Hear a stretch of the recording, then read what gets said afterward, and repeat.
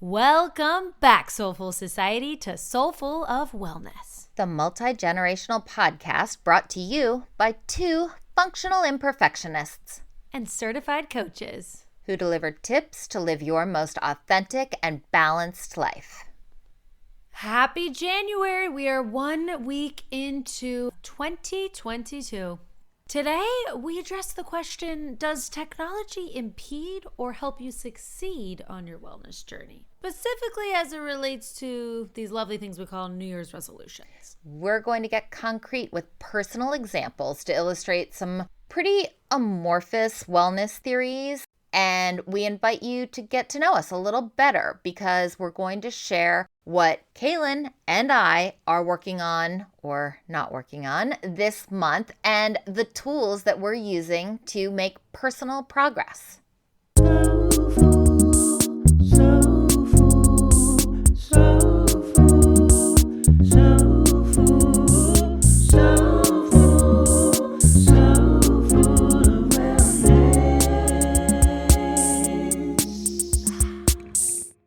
Last week's episode, we talked a lot about energy, letting go, going inward. And so this week, we're going to get more concrete. Yes, I think sometimes it can sound like a bunch of wellness jargon that all sounds good. And as you're listening, you're going, oh yeah, I love that. But then you sit and you think, okay, but what does it actually mean? What does it look like? What do I do? Right. So we're going to try to help you with that this week. The hard part is there is no one answer that works for everybody. That doesn't exist. Sorry, wish it did. I think we all do, but it doesn't. So the answer looks different for you. It's a very personal journey you're on. It's a very personal path you're taking. But we can help you understand how to incorporate some of the strategies we talk about or the changes we talk about making into your life by telling you some examples from our own lives and why we're making those changes, how we're making those changes, and what they're doing for our personal journeys. Yeah, so the takeaway after this episode would be maybe spending a couple minutes reflecting your own prescription for your goal setting for this year. As ever, we thank you for joining us on Soulful of Wellness and would love if you would follow, which is the new subscribe, rate, and review, because that's how others can better find Soulful of Wellness and have it in their lives as well. We are seriously so excited and continue to be so impressed by you guys. We've hit another month of all-time high downloads. And so we have no one to thank other than you for showing up every Thursday and listening and commenting your feedback and leaving reviews. So thank you so much. Back to you. Did you set one or more New Year's resolutions this year? Or did you set none at all? Cut yourself a break, staying with what is. Either way, this week's episode is for you.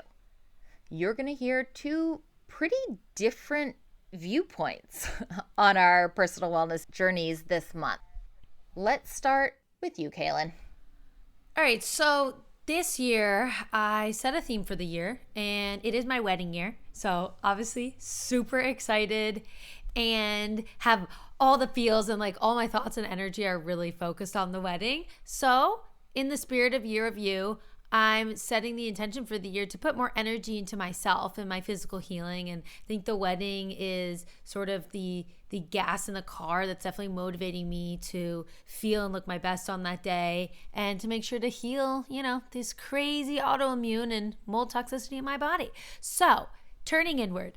But I also decided in order to accomplish sustained change, I'm going to do monthly goals and monthly intentions. So intentions are more of my vibe than goals. As you know, this kit, I'm not very into quantifying or numbers. So what resonates with me is generalities and intention setting. So I'm going 1 month at a time.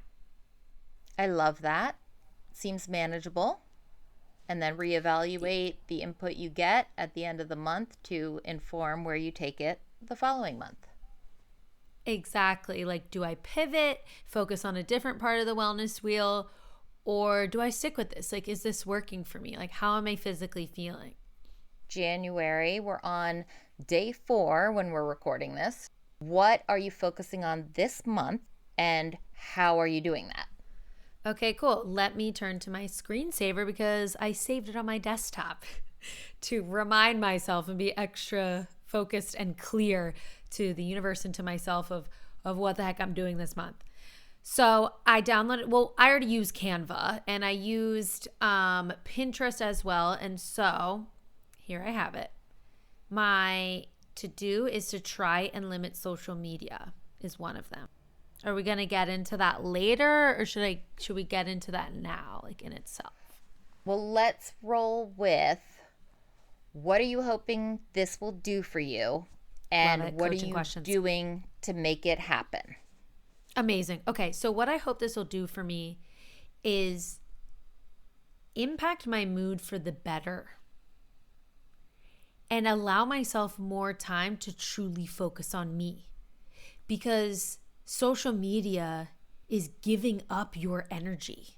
Whether you're creating content and thinking about other people and putting in all this time and energy into it, or just scrolling, which means I'm going to take on the energy of that person, right? Who's posting that TikTok or Instagram. So I'm hoping to gain more energy in myself by staying away from that. And the way I'm framing it to myself is it's an experiment. Hey, let me just try for the month of January to just limit social media. So that's what I think it'll do for me. How are you making that happen on the day-to-day? I'm making it happen by simply setting the intention. I've been surprised at that simple act doing so much already. I'm finding that, well, I moved 2 of the main apps I go on, Instagram and TikTok, to the last possible page on my home screen to make me work for it if I really want to go look. I have to flip like 6 or 7 times. Right, like out of sight, out of mind to some degree. Right. Or like I'm too lazy. I don't want to go all the way there. And I'm finding that I'm going to click on it less. But when I do click on it, I'm also on the app less because I'm motivated behind my intention. I'm thinking, no, come on, you're just doing this experiment for the month. Like, get off. I think it's such a weight lifted off my shoulders that I'm just trying this out for January. I'm picturing you almost having a peaceful moment as you're looking at your phone, about to touch the icon to open the app. And instead of touching it while your brain's in 10 different places at once, saying, I'm choosing to open this now. I'm going to look at it for the moment, but I might not be here long. Yes. And like when you think about it that way, it shows how much power I give these apps without even realizing it. And so I think what I hope to get out of it is also gaining control and power back. Because when your brain is addicted to these apps, you're not the one really in control. You're at the mercy of the serotonin that you get from social media. That's also how you wind up losing so much time, because when you're looking at an app distractedly, you're doing so many things inside your own mind that a lot of time can go by and you've really accomplished nothing. You don't even remember what you saw in the app. Oh my God, that's so true. It was sort of one of many systems going simultaneously. So true. I'm picturing you potentially getting more social media bang for your buck by telling your brain, turn off all the other things because you're only going to be on here for a short time. So pay attention to it for a few minutes. Yes. And then peace out. And there you go. Pay attention to it intentionally. Exactly. Because I was noticing in the month of December, I was drinking a ton, which we'll get to in a second. And I was just mindlessly on social media for way too long per day. And I could tell it was just depleting, like my attention, my energy, like everything. But I couldn't stop. It was like this addiction, but I could see it all happening. So that is kind of nice. Like, although I don't believe in New Year's resolutions, like that is kind of the nice thing about January 1st and a new year. It's like, okay, I can really evaluate and just like reset, like start the clock over. Yes, decide, do I want to keep doing this? Do I not want to keep doing this? Do I want to keep doing it, but less so? Let it take up less of my time and or energy. Exactly. Okay, so my other intention for January was to do a dry January. Again, this is because like my liver, I can just tell, has been screaming at me, super upset. I've really overdone it over the holidays this year. And you know when you've overdone it, your body can just, it's screaming at you. Yes, I do. The body gets louder in response to how much ignore you're doing. So your body was Yes. whispering Oh my first, God. then it was talking. If it's screaming at you now, it's one step away from actually pushing back. And you really do need to Yes, listen Kit. before it pushes back. Absolutely, Kit. Yes, completely agree. I could feel like if I keep going down this road, this is going to be bad for my health. Mm-hmm. So that's where the wedding helps, where it's like, I really want to be healthy for my wedding. Right. And not dealing with allergies, sore throat, bloating, like all of that stuff. So very true. Now, what's helping with this goal, I got to say, is I have an accountability buddy. JC, my fiance, is doing it. We're doing it together. So that is incredibly helpful. And we live together. So it's like, we're in this as a team.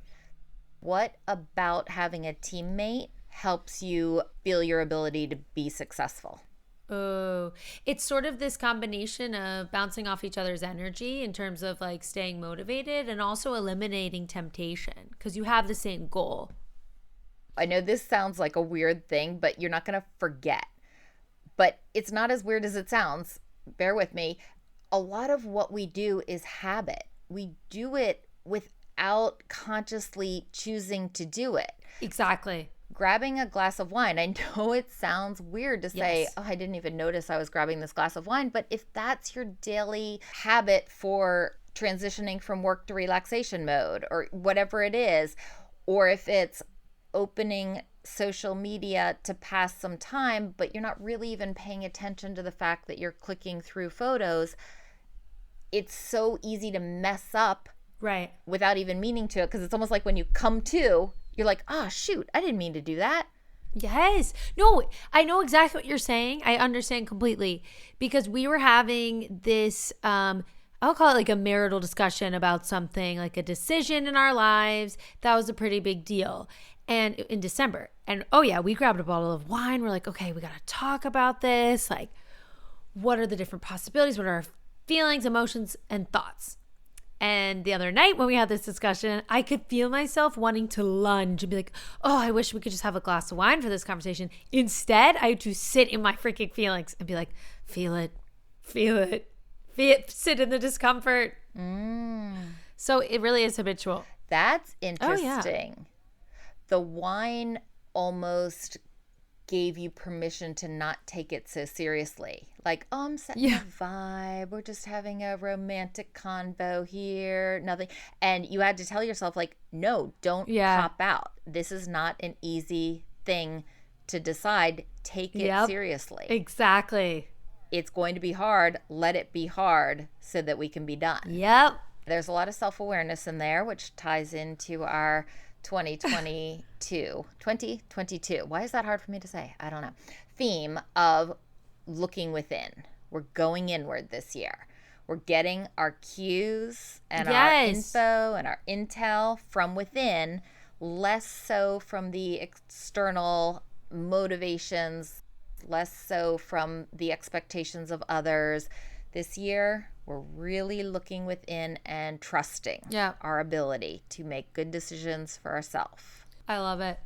And so the last tool that I've used for, the start of 2022 is I decided to go for, since I'm doing sort of monthly intentions, I'm going for monthly vision boards. So I created a January vision board and I have it as my desktop background on my computer, and just to remind me of what I'm doing and give myself the flexibility if on February 1st I'm not vibing with that anymore. I kind of want to focus on something different on the wellness wheel. Sort of just trying to go with where my energy is so that it's authentic and sustainable.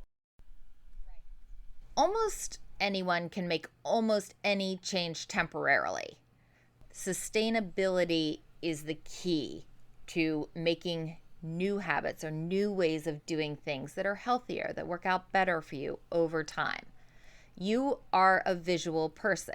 Right. You organize yourself visually. Yeah. You perceive the world. A lot of the input comes visually, and I think that's how you organize yourself. You organize your thoughts. So the vision board really works. Another clue to that being what works for your mind is when you described moving your 2 top social media apps to the 4th panel of your phone, because to you they are far away. They're not really far away. It's all on your phone screen, but to you visually they seem pushed aside. That was so cool what you did there. Yeah, I can see how that works for you. To our listeners, this is where you need to know yourself, and you need to look back and say, what do I know about the way I approach things, the way I tend to think about things or interpret things, and use both your strengths and your areas of weakness to your own advantage. That's a pretty bold statement to say use your own weaknesses to your own advantage. But if you know about yourself that you are 50% less likely to open the app if you have to scroll across 4 panels, use that to make yourself successful. I love it. So, Kit. Yes. What about you? Let's turn to you now for a second. And how are you approaching the new year and year of you? All right, I'm going a little bit out on an emotional limb here because I'm going to be completely candid about my plan for myself at the risk of incurring the wrath of judgment from others. As a health and wellness coach, and I am absolutely 100% ever on my wellness journey, I feel a social expectation to have specific concrete goals.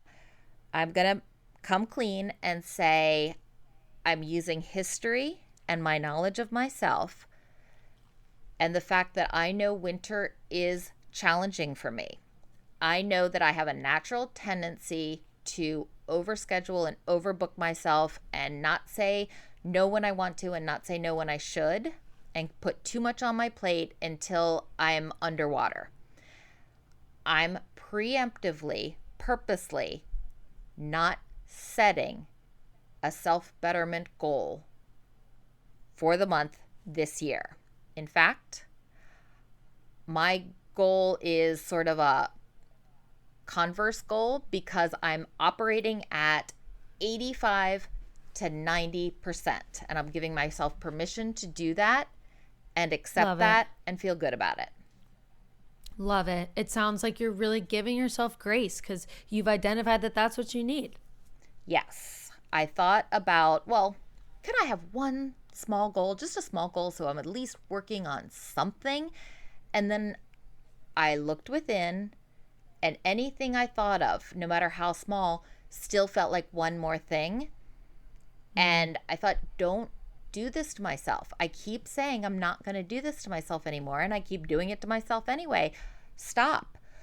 That one small thing might just be the straw that broke the camel's back, so don't do it. If you feel like you need January, or I'm not sure yet, maybe even January and February, of just doing what you've already committed to doing and doing it well, then that's your goal. To do well with what you've committed yourself to doing, not taking on anything new. Yeah. Not piling on more to your plate. Mm-hmm. Even if it's about self-improvement or betterment. Even if it's just a little tiny thing that won't take up much time at all. Nope. Because you get enough of those and they take up much time at all. I'm proud of you, and that is so authentic. Thank you. And that's why it's going to lend itself to growth in the end, because you're taking that pause to really rest. I mean, you're not resting. You're working a lot and you're doing a lot of things, but which is why you don't have enough space, it sounds like, energetically or emotionally to add anything more. Right. Like I have to look within and ask myself, how does this feel? And right now, everything feels doable. It feels achievable. I think I can do what I've signed on to do.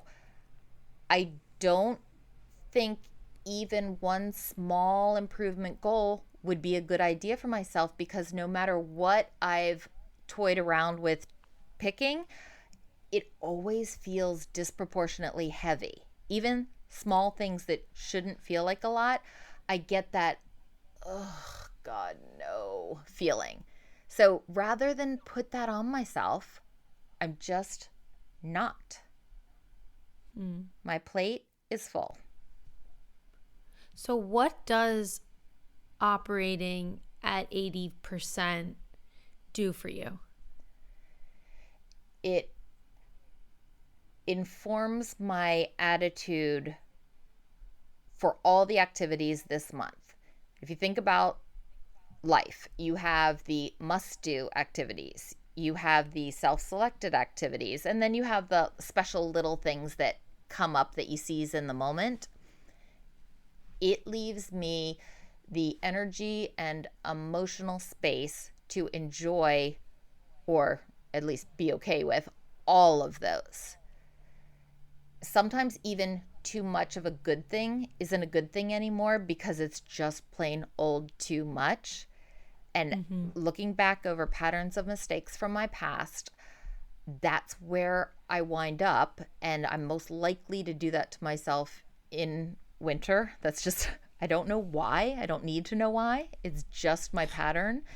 And instead of hoping it will change, I need to be realistic about it probably not changing. And now if something small comes up, I can still say yes to it in that moment, but I'm not making future promises, is how I think of. I don't know why that term resonates with me, but just future promises. Like, I'm not going to say yes to dinner a week from Friday. I can't. I don't know if I'm going to have the energy to pull that off and be who I want to be going out to dinner a week from Friday. You can ask me about dinner tonight, because that's only a few hours away, and I can give you an answer, which may or may not be yes. That's so great, and that's so incredibly authentic. And what was really interesting is for you to say a few times, I know my pattern. And I'm just not doing it. I'm not giving into you anymore, pattern. Like, I want to try something different. I want to pivot. So, and I also think it's very self-aware for you to know, winter and you don't, I don't know, they don't vibe, right? I mean, we both don't love winter, and it doesn't do great things for us. To shine. For you to say, like, it's sort of a seasonal intention, I think that's so great. And you're also going with the seasons. I mean, we have a whole episode on that, of going with the seasons. We've got multiple episodes, I think. And so for you to just lean in and just like not add anything more to your plate to basically recharge you for when you're ready to come out in spring. Right. It's almost like I did a measurement of what do I have to give? And then on the other side of the scale, I looked at what I had promised to give, or have promised to give this month. And right now it's balanced. It's pretty much straight across. If I take on more, my side of the scale's down. I'm down and I'm looking up, and that's not a good way for me to set myself up to succeed. Because then I'm in that hole and I'm looking up and I'm thinking once again, why did I do this to myself? So whether I'm okay with being how I am now, or of course I want to be a better person, I want to have more to give, but the way to make that happen isn't to promise to give more. I love it. So I would ask you, what does this look like? But it seems like you've outlined that pretty clearly. It looks like not taking on any more and just going with your energy in the moment, and knowing not to plan ahead and overcommit yourself and be a yes woman. Right. Not to rest on my laurels here and be like, woo, January 4th, I'm doing all right, I can handle it all. And then start agreeing to things that inside I'm thinking, no, I don't want to, or I can't, or that just feels heavy. Okay, Kit is you're really good at idioms. For those of you who don't know, I just had to look it up. I could gain it from context, but I researched rest on my laurels. Idiom means And what does it it say? means to be satisfied with past success and do nothing to achieve future success. And does it talk I like about that. where it comes from?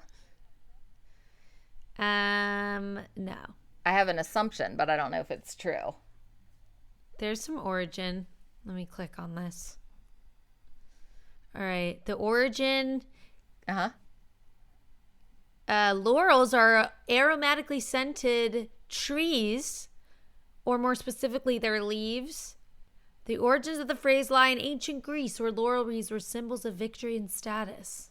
Yes. And then it goes on. And they would put the crown of laurel wreaths on the winner's head. Can you picture those Oh, old? yes. That's where I yes. was imagining it came from. Never really thought about it before, but there you have it. It's our little bit of history and language. All right, so we want to wrap this up by talking a little bit about technology and how that has to do with New Year's resolutions. I mean, we're in the future, you guys, we're living in the future. Space travel is now becoming recreational, okay? It's 2022. There are robots delivering food. Your phone talks to you. Life is crazy. Life is crazy. We're in the future. Right. So, what does this mean for you? It means you have to have the emotional fortitude to trust yourself, to look within for the answers. I think it's so human nature to look externally for the answers, for a plan. Just show me the steps and I'll do them. Give me the path. There is no path. You have to create the path for yourself. And the way to do that is think about what your goal is, what you want to achieve. Look at your history as far as what has worked for you before and is likely to support you going forward, and what never works for you and you should know enough to avoid now. And then be realistic about making the incremental changes you need to see the change you desire in your life. Right. And so you need to evaluate when you're scrolling on social media. Let's say you're making a vision board. Amazing. Love it. If you're going on Pinterest or the internet, pick visuals that evoke a positive emotion out of you, whether that's inspiration, motivation, joy. You know, you can even put a puppy on your vision board that can make it extra cushy and lovey. And just really just go inward, analyze, like, how are you feeling after looking at these photos or viewing those videos? This is similar to your awareness intention when you do open the social media apps, where you almost clear your mind and say, I am choosing to open this. I am going to listen for feedback on how it's hitting with me right now. When you look at the images on social media, the exact same image that might be inspiring or motivating for somebody else could have a completely different impact on you, where you think, ugh, that just feels heavy, or that's annoying, or that just feels off. I can't articulate but don't need to why. Yeah, I just you're like know moody or it's annoyed. not right for me. Yeah. Yeah. Yeah, those annoying ones that you're like, why am I annoyed? It doesn't matter why. I am. Yeah. And you need to be aware of that impact. Yeah. I mean, I don't know. I just felt like the new year gave me a chance to do something about my bad habits, because I could tell I was getting sucked in and not feeling very good after getting off the internet. So, and then just like removing the pressure of making it like all year I'm going to be better. Right. Only going to go on social media once. Like, Yeah, that's 'cause not sustainable. It's kind of fun to view yourself as your own experiment. I like when I can look at myself. It's somehow freeing to say, I'm going to try this. Worst case, it's an epic fail. Best case, it works out and I learn a new way of being going forward. But either way, I learn something about myself, making me better enabled to be successful in the future. So Exactly. you can be playful with it. You can not know the answer going in. You just you can. play with the variables till you hit on what works. Yeah, I think that's a good mentality to have. It removes pressure. And it's a good mantra. Just for today. Just for now. Let me just try it. Or I'm just trying it for January. I'm just trying it this week. Let's see what happens. And you're going to be motivated by the more success that you have. It helps with the perfectionist issue of getting started.